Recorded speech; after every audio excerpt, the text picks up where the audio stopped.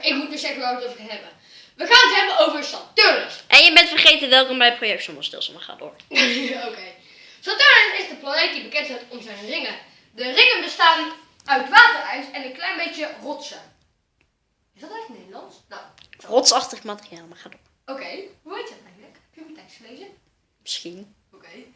Het is nog niet 100% zeker hoe de ringen zijn gevormd. Ja. Saturnus heeft de meeste manen. Saturnus heeft 18 manen.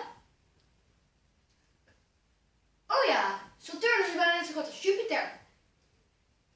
Als je met een auto zo brom brom brom brom brom brom brom brom brom om de aarde rijdt, dan doe je dat in 2 weken. Het is nog niet zo lang als je het om Saturnus wil doen.